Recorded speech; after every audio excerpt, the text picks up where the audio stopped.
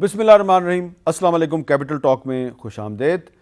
تحریک انصاف کے سینئر رہنماؤں نے آج ایک پریس کانفرنس کی اور اس میں انہوں نے یہ دعویٰ کیا ہے کہ عمران خان صاحب 2 صوبوں کی اسمبلیوں کو اگلے چند دنوں میں تحلیل کرنے کا ارادہ رکھتے ہیں۔ یہ نہیں بتایا کہ وہ کب تحلیل کریں گے۔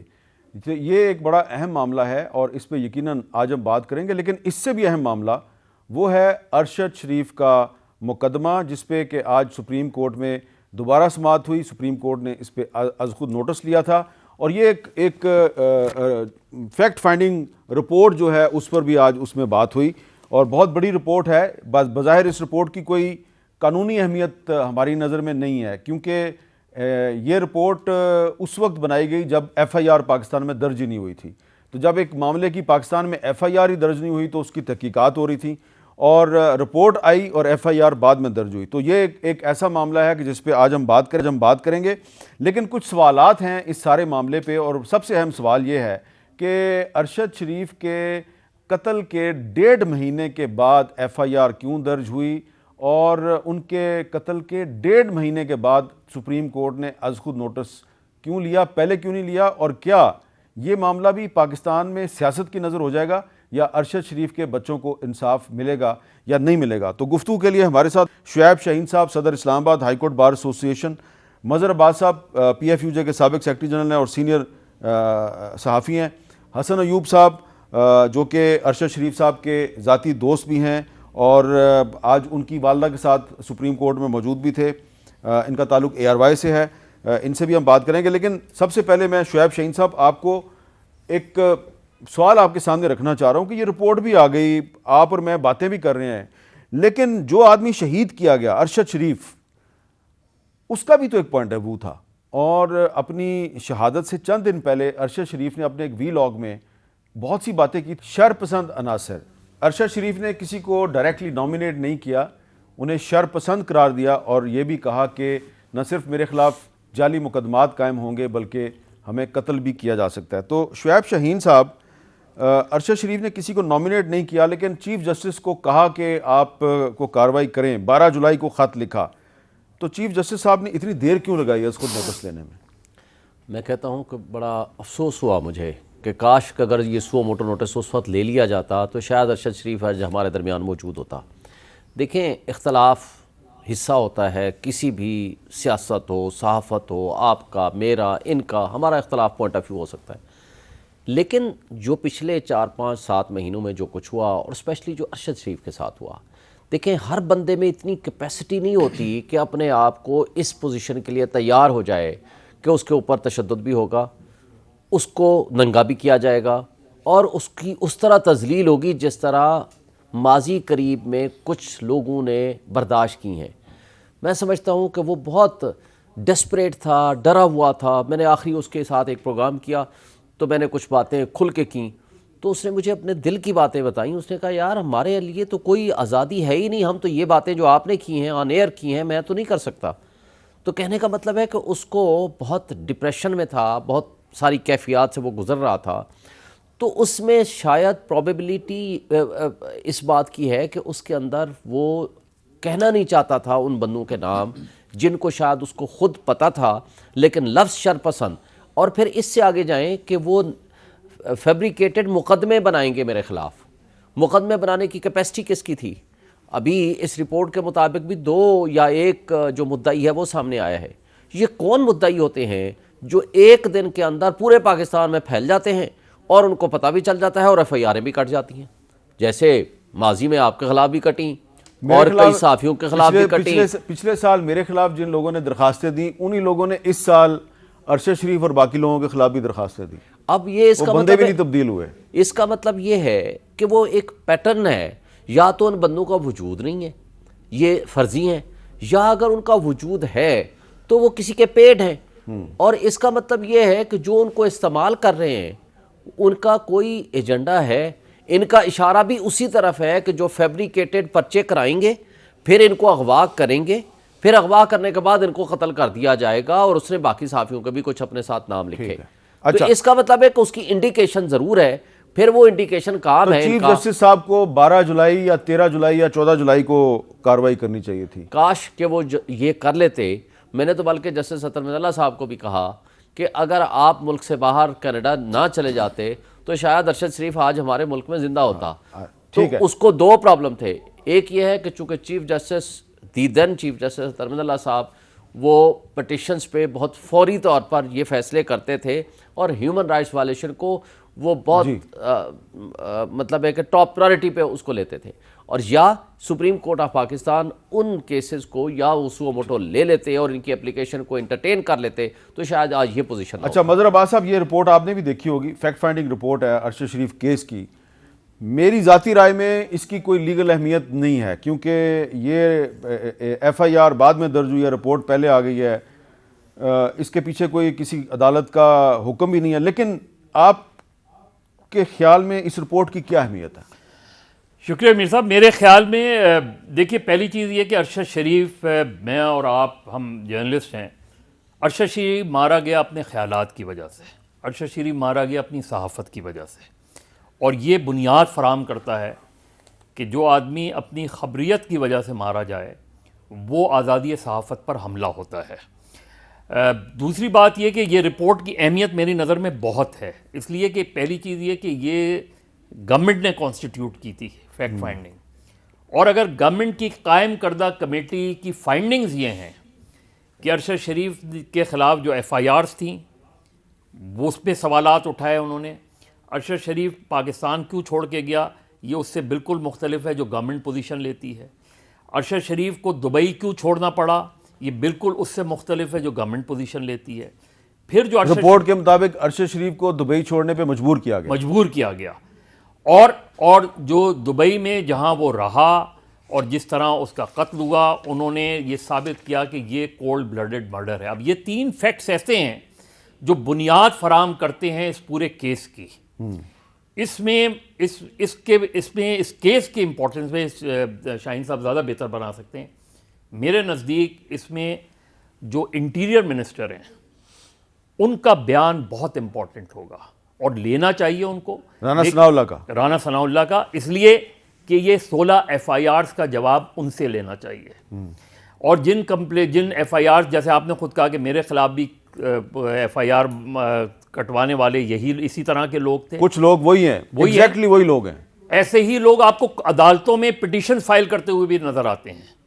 مور اور لیس ایسے ہی لوگ ہوتے ہیں جو ماضی میں بھی کوئی ایک دم کمپلینٹس آتی ہے ان نون آدمی کی جس کو آپ وہ نہیں جانتے، یہ وہی لوگ ہیں جو مسلسل پٹیشنز فائل کرتے ہیں کسی نہ کسی کے کہنے پہ جب بھی وہ ہوتی ہے. تو میرے نزدیک اس رپورٹ کی اہمیت بہت ہے.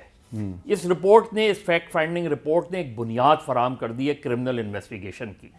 اب وہ سارے لوگ اس میں جنہوں نے ایف آئی آرز کٹوائیں ان کو بھی شامل تفتیش کرنا چاہیے. جو وقار اور خرم کے بارے میں تو انہوں نے جو سسپیکٹس وہ ڈکلیئر کیا ہے ان کو واپس ان کو انٹرپول کے ذریعے لانے کی کوشش کرنی چاہیے. اس رپورٹ نے اس کیس کو، میرے نزدیک اس کیس کو اس حد تک ثابت کر دیا ہے کہ ارشد شریف کا جو قتل ہے، جو اس کا یہاں سے جانا ہے، وہ ایکسیڈنٹل نہیں ہے. ٹھیک ہے، وہ دھمکی کی بنیاد پر، کیونکہ ارشد شریف کا یہ بھی بیان اگر آپ دیکھ لیں اس کو part of the criminal investigation ہونا چاہیے. ایک آدمی کہہ رہا ہے کہ میرے خلاف مقدمات بنیں گے، میری زندگی کو خطرہ ہے، چیف جسٹس اس کا نوٹس لیں. جولائی میں ایک آدمی کہہ رہا ہے اور اس کے 3-4 مہینے بعد اس کا قتل ہو جاتا ہے. تو میرا خیال ہے یہ ریاست کے اوپر بہت سیریس کوسچنز ہیں.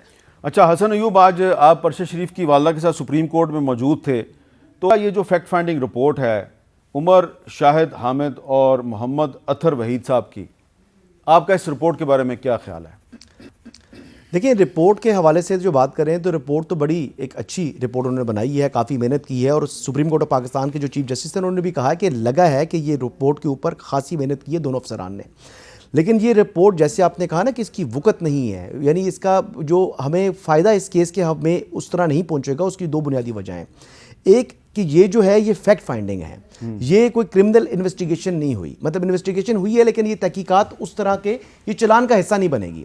تو چلان کے حصہ جو چیز بنے گی وہ اب JIT جو تشکیل دی جا رہی ہے, جس میں آج چیف جسٹس نے کہا کہ یہ ہائی پاور ہونی چاہیے, اور اس میں انہوں نے IB, ISI اور FIA کو لیڈنگ رول دیا گیا ہے کہ FIA ہی کیونکہ انٹرپول کے طور پر پاکستان میں کام کرتی ہے, اگر انٹرپول پاکستان آئے گی تو FIA تو اس طرح بیرونی جتنی بھی ایجنسیاں ہیں ان کے ساتھ اس کا ایک کوارڈینیشن ہے. رہا سوال کہ یہ از خود نوٹس تاخیر سے ہوا, بالکل تاخیر ضرور ہوئی ہے لیکن بیک گراؤنڈ پہ کام ہو رہا تھا. سپریم کورٹ کے اندر جو HR سیل ہے وہ بڑا ایفیکٹو تھا, اور میری اطلاع ہے کہ جو والدہ نے لیٹر دیا اس سے ایک دن قبل انہوں نے جو پرائم منسٹر کی بنائی ہوئی یہ 2 رکنی ٹیم تھی اس کو وہ لیٹر لکھ چکے تھے, اور اس سے ایڈمنسٹریٹولی والدہ کا لیٹر جو سپریم کورٹ تک پہنچا, سپریم کورٹ تک نہیں پہنچا تھا, وہ HR سیل میں گیا تھا, اور اس HR سیل سے chief justice supreme court HR cell میں کس نے دیا تھا؟ HR سیل میں میں نے دیا تھا جی. تو آپ اس طرح HR سیل میں آپ نے دیا تھا, کچھ آپ کو ڈیٹ یاد ہے آپ نے کب دیا تھا؟ یہ جی اب I can't recall it exactly کون سی ڈیٹ تھی, لیکن وہ میرے پاس ڈیٹ ہے لکھی ہوئی. تو آپ کا یہ خیال ہے کہ یہ جو تاخیر ہوئی ہے نہیں, اس کے بعد تاخیر کیوں ہوئی میں وہ بتاتا ہوں. پھر اس کے بعد دیکھیں جو HR سیل تھا وہ ایکٹیو ہوا, پھر وہ پیمز کے ڈاکٹر سے ملا, پھر وہ ان کے فرینڈ سے رابطے کیے, بہت سے لوگوں نے رابطے میں آئے, بہت سے لوگ نہیں آئے, پھر فیکٹ فائنڈنگ جو 2 ممبر کمیٹی تھی اس سے ان کا رابطہ ہوا, اور اس کے ساتھ ساتھ ان کو انہوں نے ٹائم دیا اور ان کو ریسٹرکٹ کیا کہ آپ اس ٹائم کے اندر ہمیں رپورٹ جمع کرائیں. پھر 2 دسمبر کا ٹائم تھا, 2 دسمبر کے ٹائم کے اوپر بھی وہ رپورٹ جب جمع نہیں ہو سکی, کیونکہ دیکھیں سپریم کورٹ کے اگر آپ ججز کی خود ججز کی جگہ اپنے آپ کو رکھ کے دیکھیں تو بات یہ ہے کہ بہت سے ماضی میں ایسے 100 موٹو نوٹس نہیں ہیں سپریم کورٹ آف پاکستان نے جو منطقی انجام تک نہیں پہنچ سکے. جب کوئی منطقی انجام تک 100 موٹو نہیں پہنچتا تو پھر یہ عدلیہ کے اوپر سوالات اٹھتے ہیں, پھر آپ نے بات کرنی ہے جی 100 موٹو لینے کا فائدہ کیا ہوا. لیکن اب جو 100 موٹو لیا انہوں نے بڑا سوچ سمجھ کے لیا, اور ایک اتنا ایویڈنس موجود ہے کہ انشاءاللہ یہ کیس کسی منطقی انجام کو آپ کے خیال میں FIR درج کرانے کا حق ارشد شریف کی والدہ کا تھا یا اسلام آباد پولیس کا تھا؟ یہ حق ارشد شریف کی والدہ کو کیوں نہیں دیا گیا؟ دیکھیں جی یہ بالکل ان کی والدہ کا حق تھا, اور والدہ کو ہی FIR درج کرانے کے لیے جانا چاہیے تھا. جو میں نے وفاقی پولیس سے بات کی وہ کہتے ہیں جی ہمارے پاس اپلیکیشن نہیں آئی, تو جب ہمارے پاس اپلیکینٹ ہی نہیں آیا تو ہم پھر سرکار کی مدعیت ہی ہمارے پاس ایک آپشن تھا, کیونکہ رات تک کا ٹائم ہمیں سپریم کورٹ آف پاکستان نے دیا ہے. لیکن دوسری طرف یہ بھی باتیں پتہ لگی کہ جب انہوں نے اسی وقت آنی تھی نا جب پوسٹ مارٹم رپورٹ ملتی, تو ارشد شریف کی والدہ کو تو پوسٹ مارٹم رپورٹ کے حصول میں بڑی مشکلات کا سامنا تھا. گزشتہ روز کی بات کر رہا ہوں, لیکن گزشتہ روز بھی کچھ جو حکام تھے پولیس والے وہ سنا غائب ہو گئے تھے کہ والدہ اگر آنے والی ہیں تو اس سے پہلے ہی وہ پولیس اسٹیشن چھوڑ چکے. تو اس طرح کی باتیں, مطلب میں خود اس چیز کا وٹنس نہیں ہوں لیکن یہ باتیں ہم پہ اچھا ایک کچھ باتیں جو مظہر صاحب نے کی ہیں اس رپورٹ کے اندر, میں یہ کیونکہ رپورٹ انگریزی میں ہے میں وہ اردو میں آپ ہوں کہ یہ رپورٹ کہتی ہے کہ جی counter terrorism department Khyber Pakhtunkhwa نے 5 اگست 2022 کو ایک تھریٹ الرٹ جاری کیا تھا کہ ارشد شریف کو غالباً TTP نشانہ بنائے گی. یہ نہیں بتایا گیا کہ یہ کاؤنٹر ٹیررزم ڈپارٹمنٹ کو پتہ کہاں سے چلا. ارشد شریف ویزا کے مطابق مزید 20 دن دبئی میں قیام کر سکتے تھے, لیکن دبئی حکام نے انہیں فوری وہاں سے چلے جانے کو کہا. یہ بات جو ہے یہ حکومت پاکستان کا جو موقف ہے اس سے کنٹراڈکٹ کرتی ہے, اور یہ بالکل درست کہا ہے مظہر عباس صاحب نے. ارشد شریف کی کمر کے اوپر والے حصے پہ جو گولی لگی وہ چھاتی سے نکلی, لیکن گاڑی کی سیٹ پہ گولی کا نشان نہیں تھا. ڈرائیور کے دروازے اور ونڈو کو کوئی نقصان نہیں پہنچا, حتیٰ کہ ڈرائیور کی سیٹ پہ بھی خون کا کوئی نشان نہیں تھا. ارشد شریف کے خلاف 16 مقدمات درج کیے گئے, تاہم یہ جو فیکٹ فائنڈنگ کمیٹی ہے اس کو صرف 9 مقدمات کی کاپیاں موصول ہوئیں, باقی مقدمات کا پتہ نہیں چلا. اور تمام FIRs کا متن ایک جیسا ہے کہ ارشد شریف پاک فوج اور آرمی چیف کے خلاف منفی پروپیگنڈے میں ملوث ہے. متن بالکل ایک جیسا ہے. اب یہاں پہ ایک اہم سوال پیدا ہوتا ہے کہ عمران خان صاحب جو ہیں وہ یہ دعویٰ کر چکے ہیں کہ انہیں بھی پتا تھا کہ ارشد شریف پہ حملہ ہو سکتا ہے, ان کو قتل کیا جا سکتا ہے, اور مزید انہوں نے کیا کہا ان کے اپنے الفاظ میں سنیں. ارشد شریف وہ آدمی جس کو پتا تھا کہ اس کی جان خطرے میں نے اس کو 2 دفعہ کہا کہ ملک سے باہر چلے جاؤ, کیونکہ مجھے انفارمیشن تھی اس کو مارنے لگے, دھمکیاں مل رہی, ایجنسیز کبھی کچھ اس کو کہہ رہی, پھر اس کو ہم نے ملک سے باہر نکالا. ہم نے اس کو ملک سے باہر نکالا. تو شعیب شاہین صاحب, عمران خان صاحب پہ یہ اخلاقی ذمہ داری نہیں ہے کہ وہ بتائیں کہ ان کو کیسے پتا چلا کہ کون ارشد شریف پہ حملہ کر سکتا ہے؟ دیکھیں بالکل ہے, جس کو جو انفارمیشن ہے وہ JIT ایک تو ہائی پاور JIT بننی چاہیے, اور جس کے اوپر ان کی فیملی کا بھی ٹرسٹ ہو.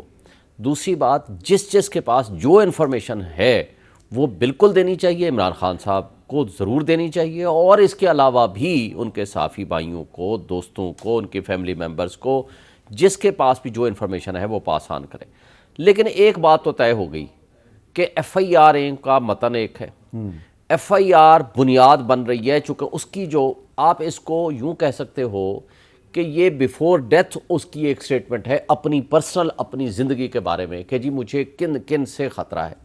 اس کی اگر اس سٹیٹمنٹ کو پارٹ آف دی پراسیکیوشن کی یہ ایویڈنس اگر بنائیں گے تو وہ لیڈ کرے گی کہ کدھر لے کے جائیں گے۔ یہ بات تو اس رپورٹ کو میں مکمل تو نہیں پڑھ سکا، لیکن اس رپورٹ کے مطابق he was compelled to leave Pakistan, he was compelled to leave U A ای۔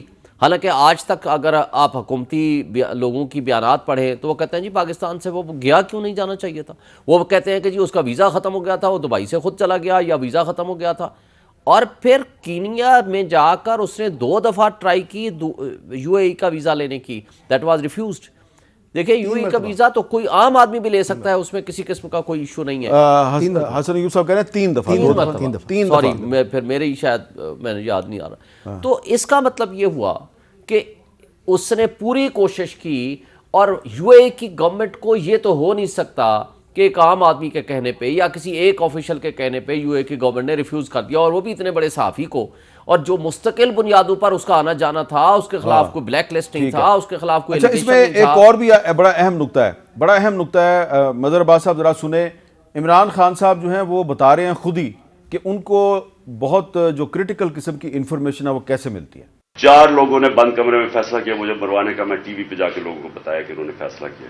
اچھا، اور مجھے خبریں کدھر سے آتی ہیں؟ اب میں یہ بھی آپ کو بتا دوں کہ مجھے کیسے پتا چلا۔ ایک تو میں گورنمنٹ میں 3.5 سال رہا، میری ریلیشن شپس ہیں، اداروں کے اندر لوگوں کو میں جانتا ہوں، ایجنسیز کے اندر لوگوں کو میں جانتا ہوں۔ ویسے جو اداروں کے اندر، سارے اداروں کے اندر جو باہری اکثریت ہے وہ سب متنفر ہے جو ہو رہا ہے پاکستان کے ساتھ۔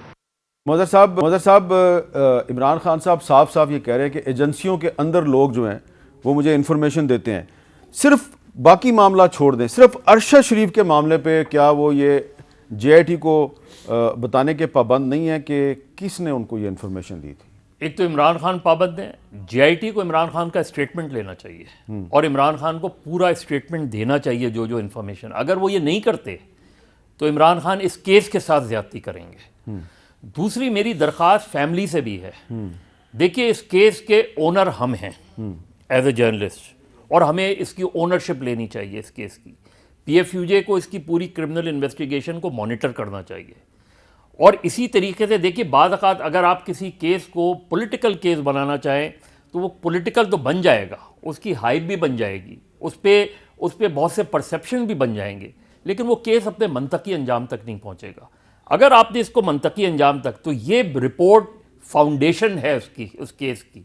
اب پی ایف یو جے کو بھی، صحافی برادری کو بھی اس رپورٹ کی بنیاد پہ دیکھنا چاہیے کہ کرمنل انویسٹیگیشن کیسے آگے بڑھتی ہے، اور جہاں گڑبڑ ہو رہی ہو وہاں پی ایف یو جے ایک دم اپوزیشن لے آ کے کہ جی یہاں کیس کو وہ کرنا۔ لیکن مظہر صاحب آپ کو یاد ہوگا کہ پی ایف یو جے نے پوزیشن لی تھی سلیم شہزاد کے کیس میں، اس میں جو کمیشن بنا تھا جسٹس ثاقب نثار صاحب سربراہ تھے، اس میں میں بھی پیش ہوا، اور بھی لوگ پیش ہوئے، اور اونرشپ بھی لی، لیکن ہوا تو کچھ بھی نہیں اس کا بھی۔ دیکھیں میر صاحب، سلیم شہزاد کے کیس میں جوڈیشل کمیشن بنا، کرمنل انویسٹیگیشن نہیں ہوئی اس کیس کی، یعنی اس کیس کو میں آپ کو آج بتا دیتا ہوں کہ جس پولیس افسر نے انویسٹیگیشن کی تھی، میں نام نہیں لیتا ان کے ساتھ بہت برا سلوک ہوا بعد میں۔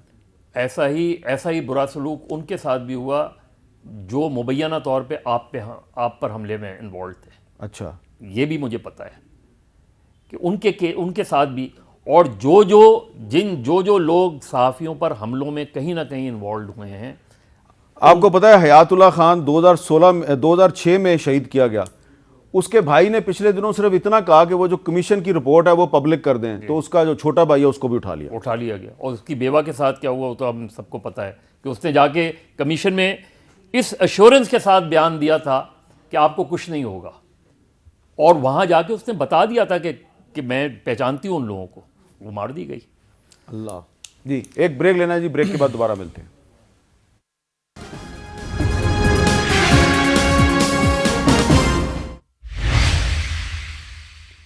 کیپٹل ٹاک میں خوش آمدید. ارشد شریف کیس میں جو ایک فیکٹ فائنڈنگ رپورٹ آئی ہے اس کے بارے میں سلمان اقبال صاحب جو ARY کے اونر ہیں ان کا کیا پوائنٹ آف ویو ہے. انہوں نے خود ایک ٹویٹ میں بتایا ہے, ٹویٹ انگریزی میں ہے, میں اردو میں پڑھ رہا ہوں. وہ کہہ رہے ہیں جی, ارشد شریف قتل سے متعلق فیکٹ فائنڈنگ کمیٹی کی رپورٹ میں حقائق کی کمی ہے. میں نے تفتیش کاروں کو جو معلومات فراہم کیں وہ فیکٹ فائنڈنگ کمیٹی کی رپورٹ سے غائب ہیں. ارشد شریف قتل کے ثبوت سامنے لانے کے لیے سپریم کورٹ سے آزادانہ طور پر انکوائری کرائی جائے. ارشد شریف شہید کے قتل کی FIR درج کروانے کا حق صرف ان کی فیملی کو ہے. اچھا حسن ایوب صاحب, یہ بتائیے کہ آج آپ سپریم کورٹ میں تھے, آپ نے وہاں پہ روسٹرم پہ جا کے سپریم کورٹ کو یہ کیوں کہا کہ جو پولیس ہے اس کا ارشد شریف کی والدہ کے ساتھ رویہ درست نہیں تھا؟ دیکھیں جی, وہ دو وجوہات تھیں. ایک تو پہلے جب ان کے پاسز لینے کے لیے گیا ہوں تو انہوں نے کہا جی کہ جو ان کی والدہ کا CNIC تھا وہ اوریجنل نہیں تھا, اس کی فوٹو کاپی تھی کلرڈ. تو اس پر انہوں نے اعتراض کیا, انہوں نے کہا جی الاؤڈ نہیں ہے. میں نے کہا جی اب بزرگ ہیں, خاتون ہیں, ان کا لائف ٹائم کے لیے بنتا ہے CNIC, لیکن بس ان کے سے کھو گیا ہے, مس پلیس ہو گیا ہے, تو ابھی اگر آپ ان کو جانے دیں تو میں نے کہا ان کا نام ہے, وہ والدہ ہے, پورا پاکستان ان کو جانتا ہے, تو انہوں نے کہا جی نہیں آپ رہنے دیں. پھر دوبارہ جو ان کے بردر ان لا تھے یا ارشد شریف کے مرحوم کے جو ہے نا وہ ایک فرسٹ کزن ہیں, خالہ کے بیٹے وہ تھے, تو ان کو بھی انہوں نے کہا کہ ان کو نوٹس نہیں ہے تو ان کو نہیں جانے دوں گا. میں نے کہا دو خواتین ہیں, ایک خاتون ویل چیئر پر ہے, آپ ان کو کیوں نہیں جانے دے رہے؟ ان کی جو وائف تھی سمیہ ارشد وہ بھی ساتھ تھی؟ جی سمیہ بھابی بھی تھی ساتھ اور ان کی والدہ بھی تھی. اب دو خواتین ہیں, ان کے ساتھ دو مرد, یعنی ایک سمیہ بھابی کے بھائی جو عثمان صاحب تھے وہ تھے, اور ایک ان کے کزن تھے, کیونکہ ویل چیئر ہے اٹھانی بھی پڑ, آپ کو پتہ 3 جگہوں سے تو میں نے اٹھائی ہے, یعنی سٹیئرز کے اوپر جب لفٹ کام نہیں کر رہی تھی, لیکن اب اس کا انہوں نے انتظام کر دی ہے. اب ایک اور جگہ سے انہوں نے بتایا کہ وہاں سے کوشش کری تھی کہ ارشد شریف کی والدہ اندر جائیں نا, انہوں نے کہا جی یہاں سے گزر کے جائیں گی. پھر ایک باہر والا پولیس والا کانسٹیبل کھڑا تھا جس نے آ کے سب انسپیکٹر صاحب کو کہا کہ خدا کا واسطہ آپ کیا کر رہے ہیں, آپ یہ ان کی شہید کی والدہ ہیں اور ان کی بیوہ ہیں, تو آپ ان کو دیں. پھر انہوں نے پاس دیے, پھر ہم ان کو مین گیٹ سے, جو دوسرا گیٹ ہے جہاں سے ہم میڈیا کی انٹری ہوتی ہے, وہاں سے ان کو لے کر گئے. اچھا یہ بتائیں, لیکن ایک میرا آبجیکشن تھا جی, میں 2 باتیں اگر آپ کی اجازت ہو تو. شعیب شاہین صاحب نے کہا کہ ارشد شریف صاحب ڈرے ہوئے تھے, وہ تھے ڈپریشن میں تھے, تو وہ ارشد شریف کے اندر پرسنالٹی کے اندر نہ ڈرنا تھا کسی سے, نہ ڈپریشن تھا, اور وہ کبھی بھی کسی چیز سے نہیں ڈرا. یعنی ان کی خوبی کہہ دیں, خامی کہہ دیں, کہ ہم نے دیکھا کہ جب پیار سے کوئی بھی بات ارشد سے بھائی سے آپ نے منوانی تھی تو وہ مان جاتے تھے. جب کسی نے تڑی لگا دی, چاہے وہ کوئی بڑے سے بڑا جو ہے وہ فوجی افسر ہے, کوئی سول افسر ہے, کوئی بھی ہے, تو وہ ڈرا نہیں کسی سے. اچھا یہ بتائیں کہ کیا یہ درست ہے کہ ارشد صاحب کچھ دنوں میں واپس آنے والے تھے؟ جی یہ بات جو ہے, یہ بات ہے پہلے بھی کہ ان کی واپسی کا ارادہ تھا. مجھے براہ راست انہوں نے نہیں کہا تھا, ان کے ایک دوست مجھے ملے تھے, انہوں نے اپنے موبائل کے اندر مجھے دکھائی تھی ان کے ساتھ جو چیٹ تھی, اس چیٹ میں انہوں نے کہا تھا کہ واپسی کے حوالے سے بات ضرور تھی. لیکن ایک اور میری بات آدھی رہے گی. دوسرا میں نے شعیب شاہین صاحب سے ایک سوال کرنا ہے کہ عمران خان صاحب اور پاکستان تحریک انصاف نے ہمیشہ ارشد شریف کے بارے میں بات کی جب انہوں نے اپنی لانگ مارچ کا آغاز بھی کیا, تو سوال یہ ہے کہ ارشد شریف صاحب کے جنازے میں کیوں نہیں شرکت کی عمران خان صاحب نے؟ ان کے بڑے قریب تھے نا. شعیب صاحب اس کا جواب دیں گے سر کائنڈلی آپ؟ میں کہتا ہوں ہونا چاہیے تھا, ان کو بالکل جانا چاہیے تھا, اور اگر وہ جنازے میں پرابیبلی کوئی سیکیورٹی تھریٹ کی وجہ بھی ہو سکتی ہے, کیونکہ حالات آپ کے سامنے ہی ہیں, ان کے اوپر بھی اٹیک کیا, اور تھرو آؤٹ انٹیریئر منسٹری نے یہ لکھ کے دیتے رہے ہیں کہ ان کے اوپر خطرہ ہے عمران خان صاحب کے اوپر بھی تھریٹ کا, لیکن ان کو جانا چاہیے تھا. میں ان چیزوں سے بالکل ہی, میرے پاس کوئی ایکسکیوز یا جسٹیفیکیشن نہیں ہے, اور یہ میرا خیال ہے خان صاحب سے بھی پوچھ سکتے ہیں آپ خود. لیکن خان صاحب گئے ہیں ان کے گھر میں, تعزیت گھر میں تو پہلے گئے تھے نا جب تعزیت کی ہے. اچھا آپ کو بدر عباس صاحب, آپ کو لگتا ہے کہ یہ کیس بہت زیادہ پولیٹیسائز ہو گیا ہے, اس کو بہت سے فریقین اپنے اپنے سیاسی فائدے کے لیے استعمال کر رہے ہیں, اور اس کا نقصان صرف اور صرف ارشد شریف کی فیملی کو ہے؟ جی میرا خیال ہے, اور میں سمجھتا ہوں کہ اس رپورٹ کے بعد جو لوگ اس کو پولیٹیسائز کرنا بھی چاہ رہے ہیں نا, ان کو بھی یہ سوچنا چاہیے کہ اس رپورٹ نے ایک بنیاد فراہم کی ہے, اور اگر یہ پارٹ آف دی GIT ہونی چاہیے, یعنی GIT کو. لیکن سلمان اقبال صاحب اس رپورٹ سے مطمئن نہیں. سلمان اقبال صاحب GIT میں اپنا بیان ریکارڈ کروا سکتے ہیں. ٹھیک ہے, یعنی ابھی تو جس طرح ہم سب اس پہ متفق ہیں کہ اس کی کوئی لیگل حیثیت نہیں ہے, تو جو لیگل فورم ہوگا تو سلمان اقبال صاحب اپنا پورا اسٹیٹمنٹ ریکارڈ کرائیں, اس پہ طارق وسیع صاحب اپنا پورا اسٹیٹمنٹ ریکارڈ کرائیں. پھر کوشش ہونی چاہیے خرم اور وقار, کیونکہ خرم اور وقار کا سب سے امپورٹنٹ رول ہے, کیونکہ نیروبی میں وہ 2 مہینے تو خرم اور وقار کے ساتھ ہی رہا نا. تو وہ ساری چیزیں جو ہیں وہ اس وقت آپ انہیں کسی بھی طریقے سے یہ نہیں کہہ سکتے کہ یہ مرڈررز ہیں. میں نہیں سمجھتا کہ یہ مرڈررز حوالے سے, لیکن ہاں وہ سب سے امپورٹنٹ لوگ ہیں اس لیے کہ ان میں سے آئی وٹنس موجود ہیں, ان کے سامنے ساری واردات ہوئی ہے, تو ان کا یہاں آ کے بیان دینا اور یہ جو رپورٹ ہے, یہ جو خرم کا موقف ہے اس کو کنٹراڈکٹ کر رہی ہے. خرم کہتا ہے جی ارشد پہ باہر سے فائرنگ ہوئی, لیکن یہ کہتی ہے رپورٹ کہتی ہے جی کہ خرم پر جو فائرنگ ہوئی ہے وہ قریب سے ہوئی ہے, اور جو کمر میں گولی لگی ہے وہ کمر میں گولی لگی ہے, لیکن سیٹ پہ اس کا کوئی نشان نہیں ہے. اور یہ بھی نہیں میر صاحب, جو یو ای میں جب گئی تھی یہ ٹیم, پاکستان کی ٹیم, تو یو ای ایمبیسی کے ایک آفیسر, وہ جب تک وہ ٹیم وہاں رہی وہ آفیسر وہ ایمبیسی میں نہیں آئے, اور ٹیم کے ممبرز نے ان سے کانٹیکٹ کر کے بھی کہا, اور وہ بہت امپورٹنٹ آدمی ہیں, ان سے کانٹیکٹ کر کے بھی کہا کہ بھائی آپ سے کچھ چیزیں معلوم. اور ارشد شریف کے فون اور لیپ ٹاپ کا بھی مسئلہ حل نہیں ہوا. سب سے اہم چیز ہے وہ. اور اس میں اگر آپ انٹرپول کو یوز کریں گے تو اس کا فائدہ کیا ہوگا؟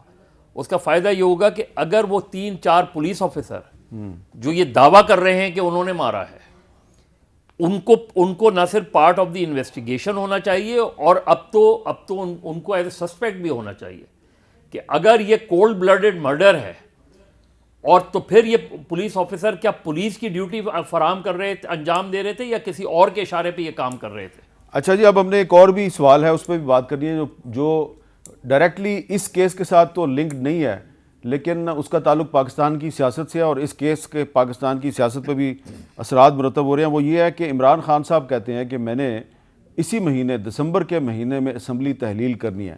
تو اگر وہ یہ اسمبلی تحلیل کرتے ہیں دسمبر کے مہینے میں, تو کیا اس کا ان کو کوئی فائدہ ہوگا یا نہیں ہوگا؟ اس پہ بات کرتے ہیں وقفے کے بعد.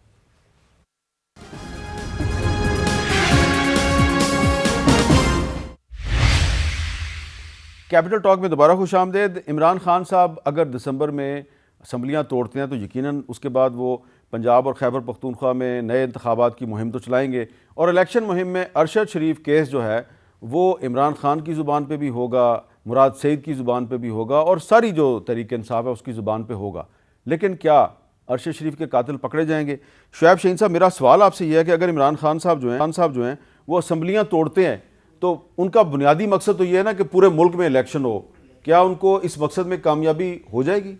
میرا خیال ہے بیک ڈور چینل جس طرح استعمال ہو رہے ہیں نا, اسحاق ڈار اور الوی صاحب کی کوئی ملاقات بھی ہوئی ہے جو ہماری انفارمیشن ہے, تو اور اس طرح جو کچھ باتیں ہو رہی ہیں, تو میرا خیال ہے کہ کسی نہ کسی ضروری نہیں ہے کہ جو خان صاحب یہ چاہ رہے ہیں کہ اسی مہینے اگر تو بیک ڈور چینل میں صرف اسحاق ڈار صاحب اور الوی صاحب ہیں پھر تو کچھ نہیں ہونا.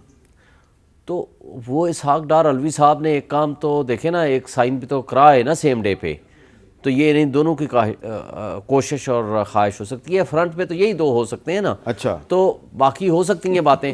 لیکن اگر خان صاحب کا یہ جو پریشرائزنگ ٹیکٹکس ہے اگر یہ کام کر گیا تو مارچ یا مئی میں الیکشن کا چانس ہے, اور اگر یہ نہ ہوا تو خان صاحب کو ایک اور ایج تو مل جائے گا نا. اگر یہ ریزالو کر لیتے ہیں تو کم سے کم 2 اسمبلیاں وہ سیکیور کر لیتے ہیں, ان کی ایڈمنسٹریشن ہوگی. نیشنل اسمبلی کے الیکشن کے لیے ان کو پھر مل جائے گا چانس کہ یار اب 3 مہینے پڑے ہوئے ہیں, 4 مہینے اپنے لوگوں کو انگیج کرنے کی پوزیشن میں آ جائیں گے. مظہر عباس صاحب, دیکھیں میر صاحب, اگر خان صاحب فرض کریں اسمبلی ڈیزالو کرتے ہیں تو ان کے سامنے کیا ایم ہوگا؟ اپریل مئی میں اگر الیکشنز ہو جاتے ہیں تو اگلا بجٹ اگر عمران خان صاحب دیں گے, جو عمران خان صاحب کو خود سوچنا چاہیے کہ اگر فرض کریں وفاقی حکومت بھی اس پہ تیار ہو جاتی ہے تو کیا ہوگا. اور امپورٹنٹ یہ ہے کہ جب پنجاب اسمبلی اور خیبر پختونخوا اسمبلی ڈیزالو ہوتی ہیں تو پی ڈی ایم کیا کرے گی؟ اگر عمران خان یہ دونوں الیکشنز جیت جاتے ہیں پنجاب اور خیبر پختونخوا کے, تو مارچ 2024 میں سینٹ میں عمران خان کو ایج حاصل ہوگی اس میں. اور دوسری بات یہ کہ اگر قومی اسمبلی کے بھی الیکشنز ہو, میرے نزدیک میرا خیال ہے کچھ چیز ہو عین ممکن ہے کہ اگست میں الیکشنز ہو جائیں, عین ممکن ہے. اور بجٹ کے فوراً بعد جو ہے وفاقی حکومت یہ فیصلہ کرے کہ ہم اسمبلی ڈیزالو کر کے بجٹ آئے گا جون میں, مئی یا جون میں. تو مئی میں اگر آپ کرتے ہیں, اگست میں الیکشن کرا دیتے ہیں, اس میں مئی میں اگر ظاہر ہے چلیں. اچھا حسنہ, آپ کا کیا خیال ہے کہ اگر عمران خان دسمبر کے مہینے میں خیبر پختونخوا اور پنجاب کی اسمبلیاں توڑتے ہیں تو یہاں پہ تو پھر آ جائے گی نگران حکومت. جی, تو جب نگران حکومت آ جائے گی تو پھر عمران خان صاحب اپنی توقعات کے مطابق سیٹیں حاصل کر پائیں گے؟ دیکھیں جی, پہلی تو بات یہ ہے کہ اتفاق نہیں ہونا. یعنی آؤٹ گوئنگ جو سی ایم ہوگا اور جو لیڈر آف دی اپوزیشن ہوگا تو اس میں ڈیفینیٹلی الیکشن کمیشن کو اپنا رول پلے کرنا پڑے گا. جب الیکشن کمیشن آف پاکستان اپنی نگران حکومتیں بنائے گا صوبوں میں تو کیا عمران خان صاحب اس کو قبول کریں گے؟ تو پہلی بات یہ ہے کہ عمران خان صاحب کو اس بات کا ادراک ہے, وہ کبھی بھی اپنی اسمبلی نہیں توڑیں گے. نہیں توڑیں گے. لکھ لیں آپ اپنے آج پروگرام میں, کبھی بھی نہیں توڑیں گے. دسمبر میں کیا, جنوری میں توڑیں گے, جنوری میں بھی نہیں توڑیں گے, وہ مارچ میں بھی نہیں توڑیں گے. اچھا جی, مارچ میں بھی توڑیں گے, وہ اپریل میں بھی نہیں توڑیں گے. نہیں, لیکن شعیب شاہین صاحب کا خیال ہے کہ اگر شعیب صاحب پھر وہ اپنی لیڈر کی باتیں ساری مان لیتے ہیں. خان صاحب یوٹرن نہ لیں تو پھر خان صاحب کا کھانا ہضم نہیں ہوتا. پتہ آپ کو خان صاحب نے کتنے یوٹرنس لیے ہیں؟ وہ آزادی انہوں نے دلا دی ہے آپ کو. 26 مئی کو تو نکلے تھے لوگ, تو لوگوں نے آزاد تھے. پھر ابھی جب نکلے ہیں تو دوبارہ جو لانگ مارچ نکلا ہے اس میں آزادی مل گئی ہے, حقیقی آزادی. کیا آج قوم جو ہے حقیقی آزاد ہو چکی ہے؟ میرا خیال ہے خان صاحب کو سوٹ کرتا ہے اسمبلیاں ڈیزالو کرنا سوٹ کرتا ہے, بالکل سوٹ کرتا ہے. لیکن بہت بڑا رسک ہے. دیکھیں جی, اس وقت پنجاب کے اندر تقریباً 600 ارب روپیہ جو ہے ان کے پاس موجود ہے, وہ فنڈز ہیں, ترقیاتی کام ہے, کس طرح چھوڑ سکتے ہیں؟ اور سب سے بڑی بات ہے پروٹیکشن ہے.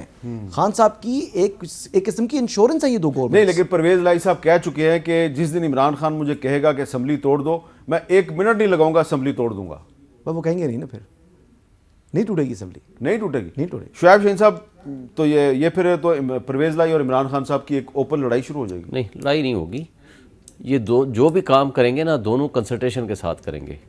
یہ آپ نے دیکھا ہے کہ پرویز الہی صاحب نے بھی آ کر جو میڈیا میں کہا جی 4 مہینے تک کچھ نہیں ہونے والا, لیکن ساتھ اس کے ساتھ کانٹراڈکٹری بات بھی کرتی. خان صاحب کہے میں 1 سیکنڈ میں اسمبلی توڑنے کو تیار ہوں, تو خان صاحب کو پاور تو آج بھی ہے. تو میننگ دیئر بائی کہ یہ کوئی کنسلٹیٹیو پروسیس ہوگا, یہ ایک ٹیکٹک ہے کہ جنرل الیکشن کی طرف ہی جایا جائے. اور اگر یہ نہیں ہوگا تو خان صاحب کو اپنی آپ کو بزی رکھنا ہے, ان کے ورکرز کو بزی رکھنا ہے. خان صاحب کے پاس اس وقت آپشن یہ ہے کہ مارچ میں یا مئی میں الیکشن ہو جائیں. اگر وہ الیکشن نہیں ہوتے تو کم سے کم صوبائی اسمبلیوں کے الیکشن میں بھی وہ پبلک کو بزی کر دیں گے, وہ لوگوں کے پاس جائیں گے, وہ تقریریں کریں گے, ان کے پاس ایک مصروفیت ہوگی. سب سے امپورٹنٹ یہ ہے کہ پھر جو اگلے عام انتخابات ہوں گے قومی اسمبلی کے, تو پنجاب اور خیبر پختونخوا میں جو بھی پارٹی جیتے گی الیکشن, اس کی گورنمنٹ برقرار رہے گی, وہاں انٹرم گورنمنٹ نہیں بنے گی. تو اگر خان صاحب کے سامنے یہ ہے نقطہ, وہ ہے. لیکن عمران خان صاحب کا اس وقت بنیادی جو ایک موقف ہے وہ یہ ہے کہ اس وقت پاکستان کے تمام سیاسی اور معاشی مسائل کا حل نیا الیکشن ہے. آپ کے خیال میں نئے الیکشن سے پاکستان کی اکانومی بہتر ہو جائے گی؟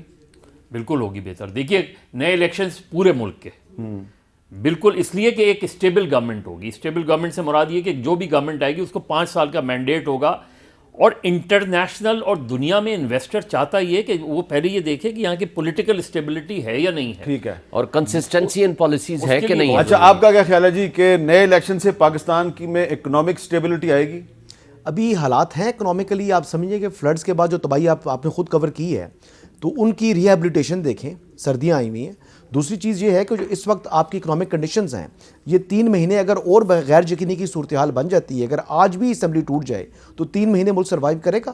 تو اکنامک کنڈیشنز کو دیکھ کر دانشمندی کا ثبوت دینا چاہیے, تمام سیاستدانوں کو بیٹھنا چاہیے, بیچ کا راستہ نکال لیں. بے شک 2-3 ماہ جلدی الیکشن کر لیں, لیکن یہ کہہ دینا کہ بیچ کا راستہ یہ ہے کہ نہ تو مارچ مئی میں الیکشن ہو, نہ اکتوبر میں الیکشن ہو, اگست میں الیکشن ہو سکتے ہیں, جون میں بجٹ کے بعد بنا دیں, اگست میں کرا دیں, اگست میں الیکشن کرا دیں. تو اسمبلی پھر جو ہے وہ جون میں ٹوٹے گی. جون میں ٹوٹے الیکشن, یہ ایک درمیانی راستہ ہے. جی, درمیانی راستہ جون جولائی میں. کیونکہ شعیب صاحب یہ درمیانی راستہ قابل قبول ہوگا عمران کو؟ میرا خیال ہے کہ عمران خان صاحب تو چاہ رہے ہیں کہ مارچ میں ہو جائے. اگر مارچ میں نہیں ہوتا مئی میں ہو جائے, تو میرا خیال ہے کہ اگر ان کے ساتھ بات چیت کی جائے تو شاید کسی پروبیبلٹی پہ آ تو سکتے ہیں. بات چیت کی جائے تو بات چیت عارف الوی صاحب کے ذریعے ہو تو رہی ہے. زیادہ بہتر ہے کہ عارف الوی صاحب ظاہر ایک صدر بھی ہیں, ہیڈ آف دی اسٹیٹ بھی ہیں, اور ان تمام ایشوز کو سمجھتے بھی ہیں, پاکستان کے سپریم کمانڈر بھی ہیں. اللہ کرے کہ یہ واقعی سپریم کمانڈر کے طور پر رہیں. کیا مطلب ہے, کیسی بات کر رہے ہیں آپ؟ ہیں لیکن سیریمونیل ہے نا, تو سیریمونیل ہوتا ہے, supreme commander, supreme commander parliamentary form of government ہے. ہاں, یہ پریزیڈنشل فارم آف گورنمنٹ کی طرف اشارہ کر رہے ہیں. اچھا, بہت بہت شکریہ آپ تینوں کا. تو عمران خان صاحب واقعی پاکستان میں الیکشن کروانا چاہتے ہیں, تو صرف 2 اسمبلیاں توڑنے سے مسئلہ حل نہیں ہوگا.